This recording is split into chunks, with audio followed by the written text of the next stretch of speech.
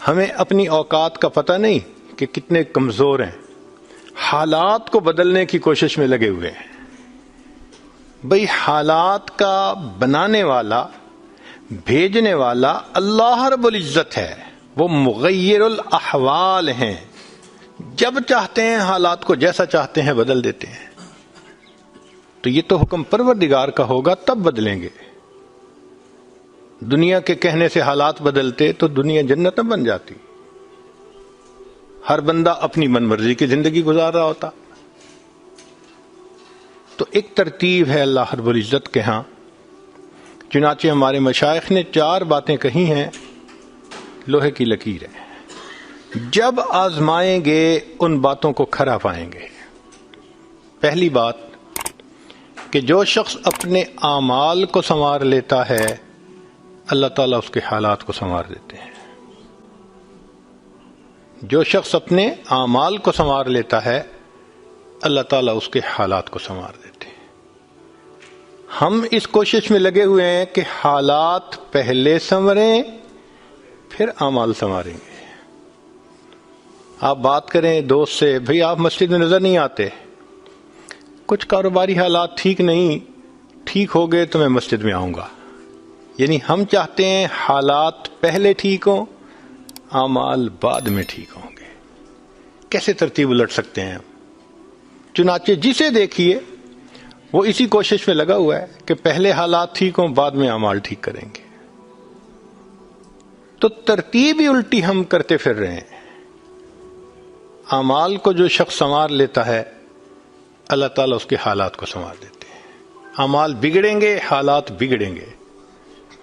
جب کہا میں نے کہ یا اللہ تو میرا حال دیکھ، جب کہا میں نے کہ یا اللہ تو میرا حال دیکھ، حکم آیا میرے بندے نام اعمال دیکھ۔ ہم حالات کا تو شکوہ کرتے ہیں، اپنے عمل تو نہیں نہ دیکھتے۔ تو اعمال کو سنوارنے سے اللہ تعالی حالات کو سنوار دیتے ہیں۔ ہم اپنے اندر تقوی اور صبر و ضبط پیدا کریں، اللہ رب العزت ہر دور اور ہر زمانے میں تقوی اور صبر والے بندے کو فرش سے اٹھائیں گے، عرش کے اوپر بٹھائیں گے، تخت کے اوپر بٹھائیں گے۔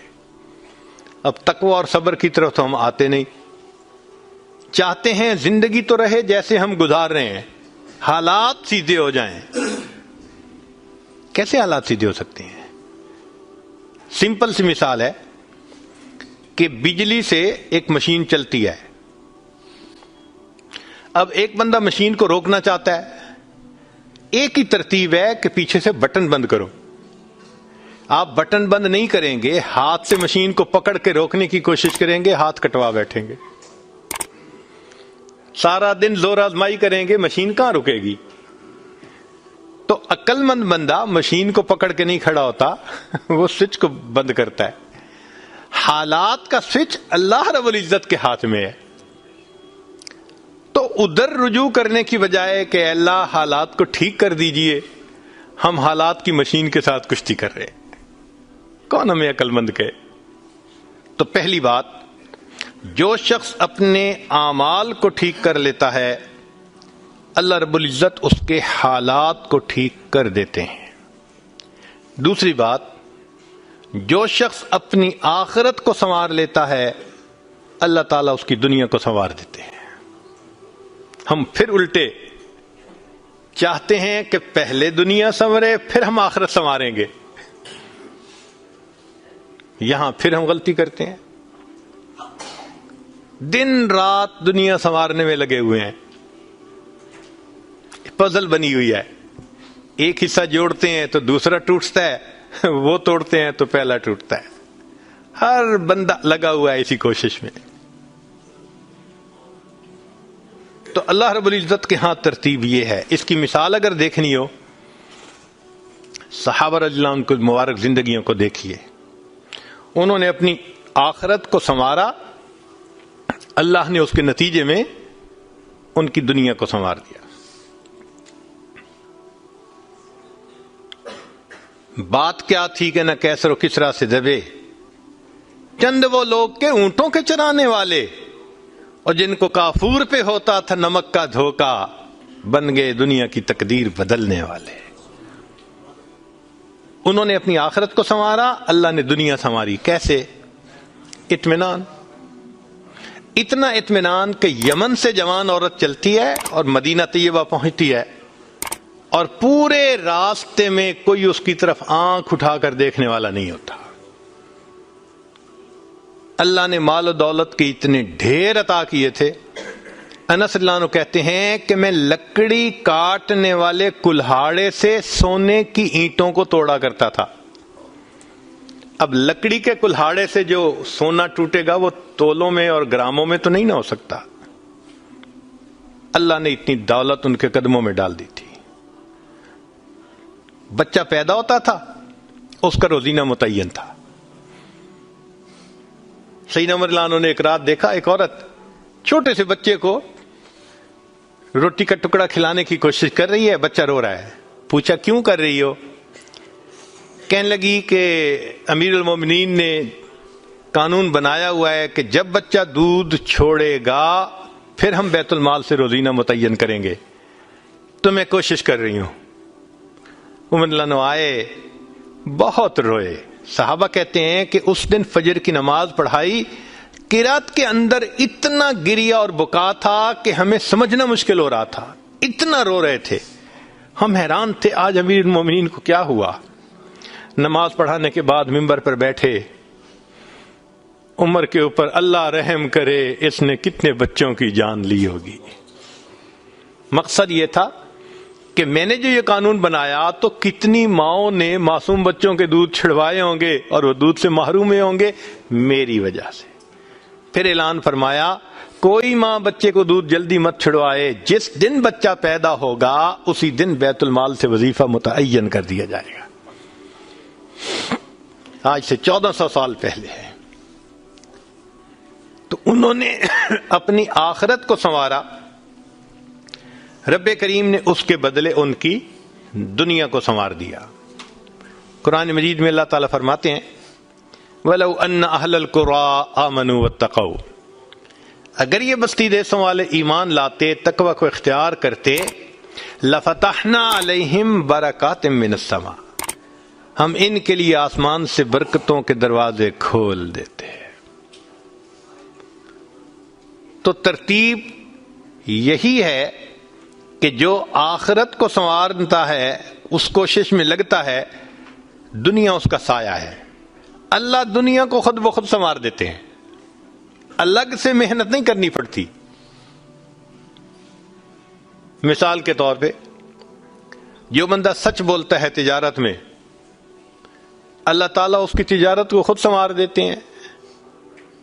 قسم اٹھا کے یہ بات کہی جا سکتی ہے کہ سچ بولنے والا تاجر کبھی مفلس نہیں ہو سکتا۔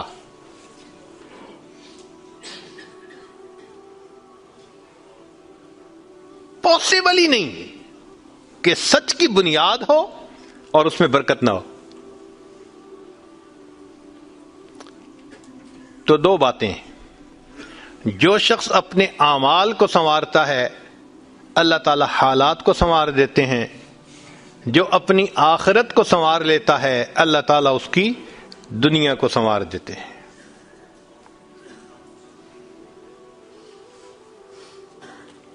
ہارون رشید اپنی کھڑکی میں سے نیچے دیکھ رہا ہے، مسجد کے دروازے پر امام ابو یوسف رحمۃ اللہ علیہ تشریف لا رہے ہیں اور ان کے پیچھے دو شاگرد ساتھ ساتھ جڑے ہوئے ہیں۔ دونوں چاہتے ہیں کہ میں جوتے اٹھاؤں، ہر ایک اس کوشش میں ہے۔ جب امام ابو یوسف رحمۃ اللہ نے جوتے اتارے تو ان میں سے ایک بچے کا ہاتھ ایک جوتے پہ پڑا، دوسرے کا ہاتھ دوسرے جوتے پہ پڑا، دونوں نے ایک ایک جوتا اٹھا لیا۔ پھر انہوں نے فوراً آپس میں یہ طے کر لیا کہ ایک نے کپڑا بچھایا، رومال، ایک نے بھی جوتا ڈالا، دوسرے نے بھی اس میں ڈال دیا، ایک نے ایک طرف سے پکڑ لیا، دوسرے نے دوسری طرف سے، کہ دونوں کو جوتے اٹھانے کا اجر مل جائے۔ حضرت آگے جا رہے ہیں اور پیچھے دو طالب علم اس طرح جوتے لے کے جا رہے ہیں کہ رومال کے اندر جوتے ہیں، ایک نے بھی پکڑا ہوا ہے دوسرے میں بھی پکڑا ہوا ہے۔ ہارون رشید نے دیکھا تو ٹھنڈی سانس لی، بیوی نے پوچھا ہارون رشید کیا ہوا؟ کہنے لگا یوں تو دنیا ہمیں بادشاہ کہتی ہے، ہمارے جوتے اٹھانے کے لیے بھلا کون جھگڑتا ہے؟ یوں تو دنیا ہمیں بادشاہ کہتی ہے، ہمارے جوتے اٹھانے کے لیے بھلا کون جھگڑتا ہے۔ جو آخرت سنوارتا ہے اللہ ایسے دنیا سنوارتے ہیں کہ دنیا جوتے اٹھانے کے لیے جھگڑتی ہے آپس میں۔ تو فرمایا کہ جو اپنی آخرت کو سنوار لیتا ہے اللہ تعالیٰ اس کی دنیا کو سنوار دیتے ہیں۔ چنانچہ ایک سیاح ہندوستان آیا گھومنے پھرنے کے لیے، اجمیر شریف بھی گیا، وہاں اس نے حضرت خواجہ معین الدین چشتی اجمیری رحمۃ اللہ علیہ کے مزار پہ دیکھا مسلمان بھی آ رہے ہیں اور ہندو بھی آ رہے ہیں اور سکھ بھی آ رہے ہیں۔ اللہ کی شان، اللہ رجوع دے دیتا ہے نا، سبھی آ رہے ہیں دعائیں مانگ رہے ہیں۔ تو وہ بڑا حیران کہ ہر کمیونٹی کے لوگ آ رہے ہیں، ہر مذہب کے لوگ آ رہے ہیں۔ تو جب واپس گیا تو بیوی نے پوچھا کہ بتائیں آپ نے کون سی انوکھی چیز وہاں دیکھی؟ تو اس نے کہا ہاں میں نے ایک چیز انوکھی دیکھی کہ ایک شخص قبر میں لیٹا ہوا تھا مگر لوگوں کے دلوں پر حکومت کر رہا تھا۔ ایک شخص قبر میں لیٹا ہوا تھا مگر لوگوں کے دلوں پہ حکومت کر رہا تھا۔ اللہ تعالیٰ یوں دنیا سنوارتے ہیں۔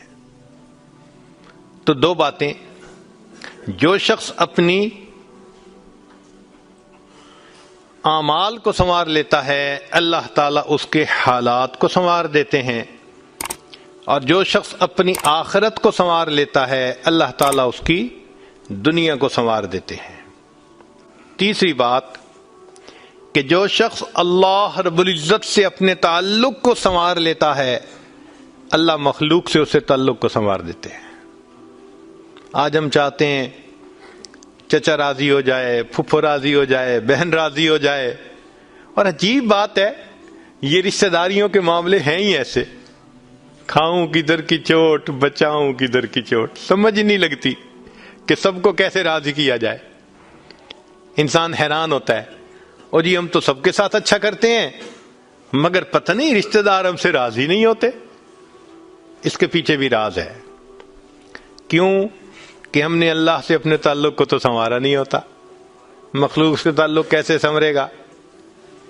تو فرمایا کہ جو شخص اللہ رب العزت سے اپنے تعلق کو سنوار لیتا ہے اللہ تعالیٰ مخلوق کے ساتھ اس کے تعلق کو سنوار دیتے ہیں۔ اگر اس کی مثال دیکھنی ہے تو نبی علیہ الصلوۃ والسلام کی مبارک زندگی کو دیکھیے۔ ایک وہ وقت بھی تھا کہ جب اپنے رشتہ دار نبی علیہ الصلوۃ والسلام کو تکلیف پہنچاتے تھے، آپ بازار میں آگے آگے دعوت کا کام کرتے تھے اور پیچھے آپ کا چچا ابو لہب لوگوں کو کہتا تھا کہ یہ شخص غلط بیانی کر رہا ہے، تم اس کی بات مت ماننا، اپنے مخالفت کرتے تھے۔ ایک وہ وقت بھی تھا۔ پھر ایک وہ وقت آیا کہ جب اپنوں نے مکہ مکرمہ میں جینا تنگ کر دیا اور نبی علیہ الصلوۃ والسلام نے بیت اللہ کو دیکھ کر کہا بیت اللہ میں تجھے کبھی نہ چھوڑتا مگر مکہ کے رہنے والے مجھے یہاں بسنے نہیں دیتے۔ مبارک آنکھوں میں آنسو تھے اور اللہ کے حبیب جدا ہو رہے تھے۔ پھر کیا ہوا؟ 10 سال کے ہی عرصے میں حالات نے وہ پلٹا کھایا کہ جب آپ آ کر فاتح مکہ بن کر بیٹھے تو وہی قریش تھے جو قدموں میں آ کر پڑ گئے اور انہوں نے آپ کی غلامی اختیار کر لی۔ ہندا نے کہا جتنے خیمے دنیا میں تھے سب سے زیادہ آپ کے خیمے سے مجھے نفرت ہوا کرتی تھی، آج جتنے خیمے ہیں سب سے زیادہ محبت مجھے آپ کے خیمے سے ہے۔ اللہ اکبر کبیرہ۔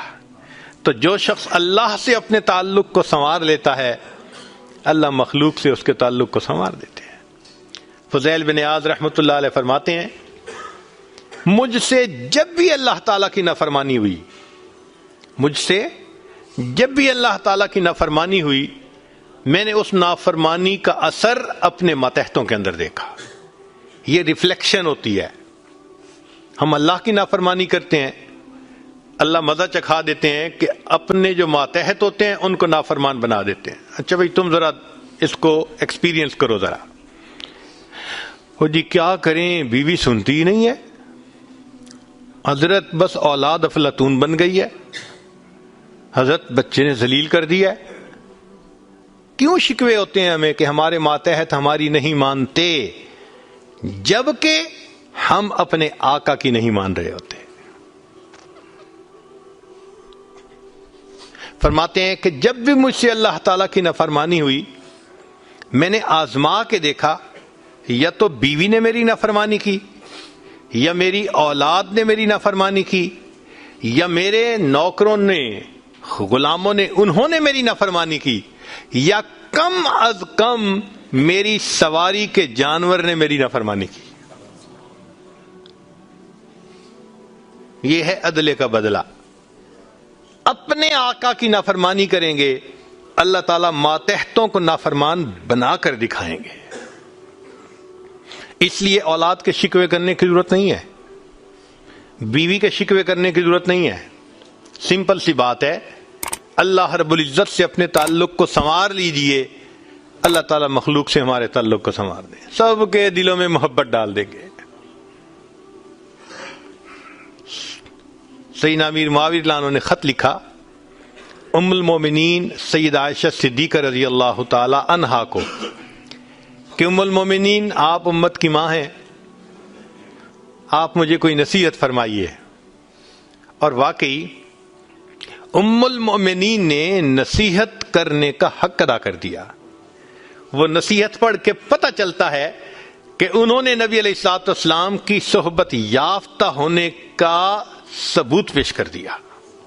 ام المومنین نے مختصر جواب لکھا، فرمایا دیکھیں اگر آپ مخلوق کو خوش کریں گے، اللہ کو ناراض کریں گے، اللہ ساری مخلوق کے دل میں تمہاری نفرت ڈال دیں گے، یہ اندر سے تم سے نفرت کرتے پھریں گے. اور اگر تم اللہ کو راضی کرو گے، گو کہ مخلوق ناراض ہو رہی ہے، اللہ تعالیٰ اسی مخلوق کے دل میں تمہاری محبت ڈال دیں گے، یہ سب تمہارے دوست بن جائیں گے. تو اصل تو اللہ کو راضی کرنا ہے. تو فرمایا کہ تم اللہ سے اپنے تعلق کو سنوار لو، اللہ تعالیٰ مخلوق سے تمہارے تعلق کو سنوار دیں گے. تو اولاد کو نیک بنانے کا سب سے آسان طریقہ خود نیک بن جائیے. جو خود نیک بنتا ہے اور اللہ کے حکم کو توڑنے سے باز آ جاتا ہے، اللہ تعالیٰ اولاد کو مطیع اور فرمانبردار بنا دیتے ہیں.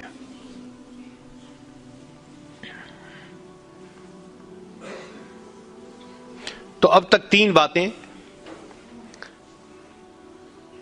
جو شخص اپنے اعمال کو سنوار لیتا ہے، اللہ تعالیٰ اس کے حالات کو سنوار دیتے ہیں.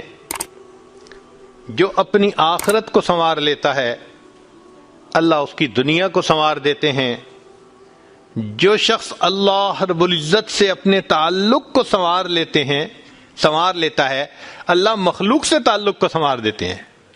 حدیث مبارکہ میں ہے جب بندہ عبادت کرتا ہے اور اللہ تعالیٰ خوش ہو جاتے ہیں، دعا جبرائیل، اللہ تعالیٰ جبریل علیہ السلام کو بلاتے ہیں اور بتلاتے ہیں کہ جبرائیل میں فلاں بندے سے محبت کرتا ہوں.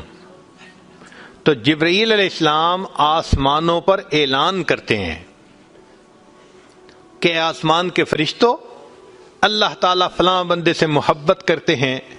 یہ اعلان سن کر سارے فرشتے اس بندے سے محبت کرنے لگ جاتے ہیں. پھر جبریل علیہ السلام زمین پر آتے ہیں اور زمین پر آ کر پھر اعلان کرتے ہیں کہ لوگوں فلاں شخص سے اللہ تعالیٰ محبت کرتے ہیں.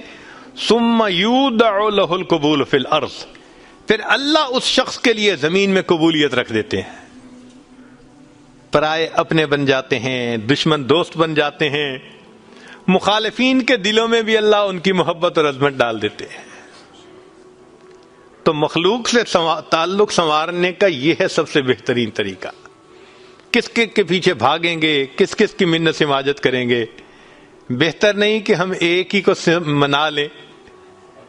جس نے اللہ کو منا لیا، اللہ تعالیٰ مخلوق کے ساتھ اس کے تعلق کو سارا ٹھیک فرما دیں گے۔ چوتھی بات کہ جو شخص دن کے اعمال کو سنوار لیتا ہے اللہ تعالیٰ اس کے رات کے اعمال کو سنوار دیتے ہیں۔